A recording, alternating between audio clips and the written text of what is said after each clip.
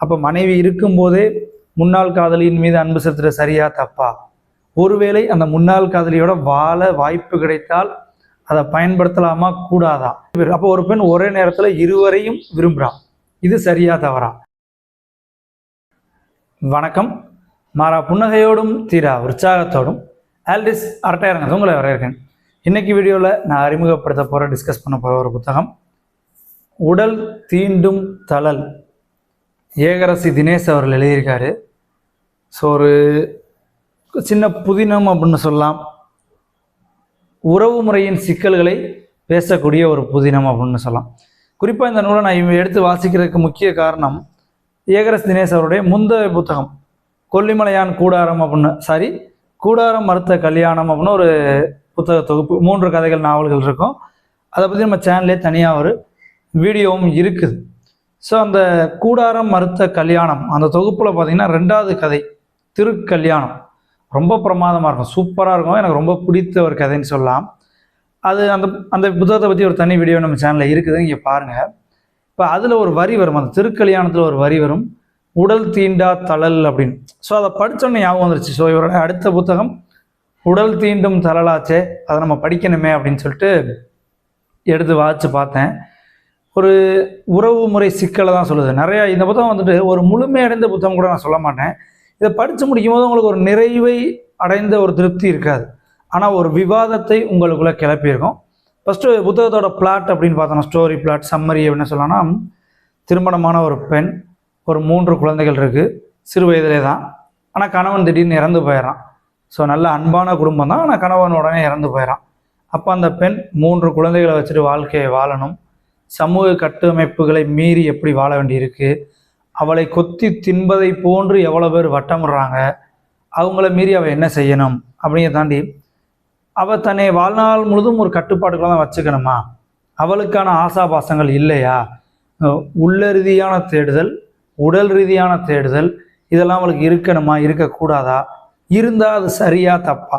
So அந்த மாதிரி பல டைமென்ஷன்ஸில் போகுது அப்படின்னு சொல்லலாம். இன்னும் குறிப்பாக ஒரு எப்படி சொல்லணும்னா, ஒருவரை மட்டும்தான் நேசிக்கணுமா காதல் அப்படிங்கிற ஒரு ஆழமான கேள்வி இது பண்ணுது. ஒருத்தரை நேசிக்கும் போதே இன்னொருத்தரை நான் நேசிக்கக்கூடாதா? உதாரணமாக இப்படி கம்பேர் பண்ணலாம். அம்மாவுக்கு 2 பிள்ளை இருந்தால் 2 பேரையும் நேசிப்பாங்க. ஸோ அன்பு 2 பேர் மேலேயும் அன்பு, 3 பிள்ளையே இருந்தால் 3 பேர் மேலேயும் அன்பு, ஈக்குவலான அன்பு, ஏற்ற இறக்கம்லாம் இருக்காது. சும்மா நம்ம சொல்லலாம் எங்கள் அம்மா பாரபட்சம் பார்க்க, அப்படிலாம் இருக்காது. சிறு வயதில் எல்லா குழந்தையும் ஒரே மாதிரி தான் நடத்தியிருப்பாங்க. தந்தையாக இருக்கட்டும், தந்தைக்கும் அப்படி தான். இந்த மாதிரி கூட பிறந்த அண்ணன் தம்பியிலே நம்ம ஒரே மாதிரி தான் இருப்போம். அப்படி இருக்கும்போது இந்த ஆசாபாசங்களுக்குள்ளெல்லாம் ஒன்றுக்கு மீறிய அன்புங்கிறது ஏற்றுக்கொள்ளப்பட்டது. ஆனால் திருமணம் காதல் அப்படிங்கிறது அந்த வகையில் ஒன்றுக்கு மீறியது தவறு. அது தவறு தான், சமூக கட்டமைப்பு அப்படி தான் வடிவமைக்கப்பட்டிருக்கு. பட் இதை மீறினால் சரியா தப்பா? அதை மீறுறது அவரவருடைய விருப்பம் சார்ந்ததா? ஏன்னா ஒவ்வொருத்தருடைய நியாய தர்மம் அவரவருக்கு. உங்களுக்கு தப்புன்னு படுறது இன்னொருத்தருக்கு சரியாக இருக்கலாம், இன்னொருத்தருக்கு சரின்னு படுறது உங்களுக்கு தப்பாக இருக்கலாம். ஸோ அப்போ சிறு வயதில் கணவனை இழக்கிறா அந்த பெண்ணுக்கு உடல் ரீதியான உள்ள ரீதியான தேடுதல் இருக்கும்.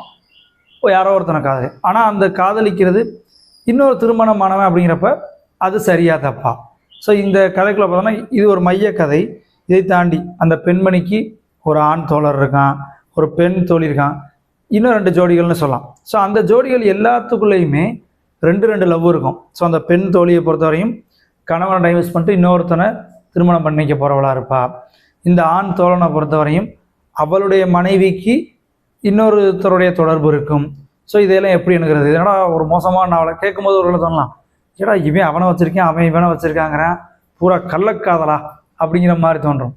அப்படி இல்லை, நீங்கள் வாசிக்கும் போது உங்களுக்கு புரியும். ஒரு எக்ஸாம்பிள் எப்படி சொன்னால், நம்ம திருமணம் வாங்கிலாம் நீட்டாக வாழ்கிறோம், ஆனால் உங்களுடைய முன்னாள் காதலி ஏதோ ஒரு சந்தர்ப்பத்தில் பார்க்கவோ பேசவோ பழகவோ உங்களுக்கு வாய்ப்பு கிடைக்குது. அந்த அன்பு உங்களுக்கு குறைஞ்சிருக்குமான்னு கேட்டால் குறைஞ்சிருக்காது, அவங்க மேலேயும் உங்களுக்கு அன்பு இருக்கும். அப்போ மனைவி இருக்கும்போதே முன்னாள் காதலியின் மீது அன்பு செலுத்துகிற சரியா தப்பா? ஒருவேளை அந்த முன்னாள் காதலியோட வாழ வாய்ப்பு கிடைத்தால் அதை பயன்படுத்தலாமா கூடாதா? சரியா? ஒருவேளை அந்த முன்னாள் காதலி அவள் வாழ்க்கையில் ஒருவேளை நல்லா இல்லாமல் போயிட்டான். ஸோ அவளே யாராவது பார்த்துக்க வேண்டிய தேவைகள் இருக்குது, நீங்கள் மனைவியோடு நல்லா இருக்கீங்க, அப்போ அவளை போய் பார்த்துக்கலாமா கூடாதா? ஸோ இப்படி ஒரு பல தரப்பட்ட விவாதங்களை உங்களுக்குள்ளே எழுப்பக்கூடிய ஒரு புதினம் அப்படின்னு சொல்லலாம். ஏன்னா இதிலே ஒரு காட்சியில் வந்துட்டு நம்ம கதாநாயகிட்ட ஒரு காதலிக்கிறார், அவர் சொல்கிறாரு, எனக்கு வந்துட்டு உன்னை கல்யாணம் பண்ணிக்கணும் விருப்பம், பட் சில காரணங்களால் பண்ண முடியல. அப்புறம் சொல்கிறார், நான் கல்யாணம் ஒரு பொண்ணை குடும்பத்துக்காக பண்ணிக்கிறேன், ஆனால் உன் மேலே இருக்கக்கூடிய என் காதல் மாறாதுங்கிறாரு. எப்படி என்னை உங்கள் வீட்டில் உன்னை கட்டிக்க எங்கள் வீட்டில் ஒத்துக்க மாட்டாங்க, நான் இன்னொருத்தர் பொண்ணை கல்யாணம் பண்ணிக்கிறேன், ஆனால் உன் மீதான காதல் எனக்கு மாறாது. அப்போ அந்த பொண்ணு அதை எப்படி நினைக்கிறேன்னா, இவனுக்கு இருக்கிறது காதல் இல்லை, அது ஒரு உடல் ரீதியான தேடுதல், காமம். அப்போ அதுக்கு தான் இவங்க எல்லாமே நம்மளை சுற்றுறாங்க அப்படின்ற பார்வையில் பார்க்குறா. ஆனால் அந்த பார்வை உண்மையா இல்லை உண்மையிலே அவன்கிட்ட காதல் இருக்குதா? அப்படி காதல் இருந்தால் எப்படி இவ்வளோ காதலிச்சுட்டு இன்னொருத்தரையை கட்டிக்க முடியும்? அப்படிங்கிற மாதிரி சிக்கலான, ரொம்பவே சிக்கலான ஒரு உறவுமுறையை பேசலாம். ஏன்னா ட்ரையாங்குலர் லவ் ஸ்டோரின்னு வாங்க, அந்த திரைப்படம் எடுக்கும்போது நிறையா அதில் ட்ரையாங்குலர் லவ் ஸ்டோரின்னு வாங்க. அது ரொம்ப ஒரு காதல் கொண்டன் படம் எடுத்துங்க. ஸோ அதில் கிளைமேக்ஸ் பாருங்கள், ஒரு பக்கம் தனுஷ் இருப்பார், ஒரு பக்கம் கதாநாயகன் இருப்பார், ஒருத்தர் இருப்பார். ரெண்டு பேரையும் வச்சு ரெண்டு பேரையும் அந்த பெண்ணாளக்க ரொம்ப பெஸ்ட் எக்ஸாம்பிள். இப்போ டக்குன்னு எனக்கு ஞாபகம். ஏன்னா நான் எடுத்துக்காட்டாக சொல்கிறதுக்கு வந்து ரப்னே பனாதி ஜோடி பார்த்தோன்னா தெரியும்.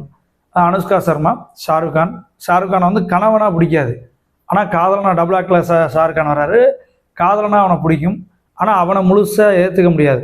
கணவர் மேலேயும் ஒரு பிரியம் இருக்கும். ஸோ கணவனா காதலனா ரெண்டு இடத்துல மாட்டிக்கிட்டு ஒரு பெண் தவிக்கக்கூடியது இருக்கும். அது அதே மாதிரி இப்போ காதல் கொண்டேன் படத்தை எடுத்துங்க, ஒரு நட்பு அன்புன்னே எடுத்துக்கலாம் சிம்பிளிஃபை பண்ணால். ஏன்னா நமக்கு வந்து அந்த காதலுக்கும் நட்பை எல்லா நேரத்துலையும் குழப்பி தர, ஒரு பக்கம் ஒருத்தர் மேலே காதல், இன்னொரு பக்கம் காதலை தாண்டி அதீத அன்பு அந்த வினோத் கதாபாத்திரம் மேலே சோனியா அகர்வாலுக்கு இருக்கும், தனுஷ் மேலே. அப்போ இரண்டு பேர், அப்போ ஒரு பெண் ஒரே நேரத்தில் இருவரையும் விரும்புகிறான், இது சரியா தவறா அப்படிங்கிற மாதிரி. ஸோ ரொம்ப நல்ல விவாதங்களை ஏற்படுத்தக்கூடிய நூல். நிறையா வந்து அந்த நிறைய புக்கெல்லாம் ரெஃபரன்ஸ் போட்டிருக்காரு. பிளாட்டோனிக் காதல் அப்படிங்கிற கான்செப்ட் தத்துவார்த்தமான, ஏன்னா இது ஒரு ஃபிலாசபிக்கலாக தான் இருக்குது. நீங்கள் ஒரு இந்த அடிப்படையான கட்டமைப்புகள்லேருந்து விடுபட்டு அதை ஒரு சரியா தவறான்ற விவாதத்துக்குள்ளே உங்களை அழைச்சிட்டு போகுதுன்னு சொல்லலாம். ஒரு பெண், கணவனை இழந்த ஒரு பெண், அவளுடைய வாழ்க்கை தேடல்களை எழுதுகிற மாதிரி ஒரு கவிதையும் இருக்குது. ஏன்னா ஏகரசியோட சில கவிதைகள் வந்து எனக்கு ஒவ்வொரு கதவுக்கும் 1-2 எழுதுறாரு. அவர் தனியாகவே வந்து ஒரு கவிதை தொகுப்பு வெளியிடலாம்னு நினைக்கிறேன். பட் தனி கவிதை தொகுப்பாக போட்டார்னா எனக்கு வாசிக்க அலர்ஜியாக இருக்கும். இந்த மாதிரி கதைக்குள்ளே வரும்போது நான் விரும்பி வாசிக்கிறேன்னு சொல்லலாம். ஒரு சிறிய கவிதை. உடல் தீண்டும் தளல், இழுத்து போர்த்திய போர்வைக்குள், இருபுறமும் நெருக்கிட்ட குழந்தைகளுக்கு மத்தியிலும் தொடர்ந்து விழுங்கிய வெறுமையை நினைவுகளின் நீட்சியால் நிரப்ப முயலும் கைம்பெண் அப்படின்னு தொடங்குது. ஒரு பேராகிராஃப் தான் நான் வாசிச்சிருக்கேன், இன்னும் 2 பேராகிராஃப் இருக்குது, நீங்கள் வாசிச்சு பாருங்கள். எம்ஜே பப்ளிஷிங் ஹவுஸ், அதாவது ஹவுரா பதிப்பகம் இந்த புத்தகத்தை வெளியிட்டிருக்காங்க. 120 பக்கங்கள் தான் இருக்குது. ஒரு சிறிய குறும் புதினம்னு சொல்லலாம். ஸோ வாட்ச் பார்க்க ரொம்ப நல்லாயிருக்கும், இன்ட்ரெஸ்டாக இருக்கும். கதை கண்டிப்பாக ஒரு முழுமையடையும் போது எனக்கு ஒரு முழுசாக முடிஞ்சிட்ட மாதிரி என்னால் ஏற்றுக்கணும்னா, சில கதாபாத்திரங்கள் அப்படி அப்படியே பாதியில் நிற்கும், சில இடங்கள் முடிஞ்சிருக்கும். இருந்தாலும் ஒரு ஆழமான விவாதத்தை ஏற்படுத்தக்கூடிய நான் ஒரு புதினம் அப்படின்னு சொல்லலாம். வாய்ப்பு கிடைக்கும்போது வாட்ச் பாருங்கள். மறுபடியும் இன்னொரு வீடியோவில் இன்னும் நிறையா புத்தகங்களை குறித்த தகவலோடு சந்திக்கிறேன். தொடர்ந்து வாசிப்போம். நன்றி.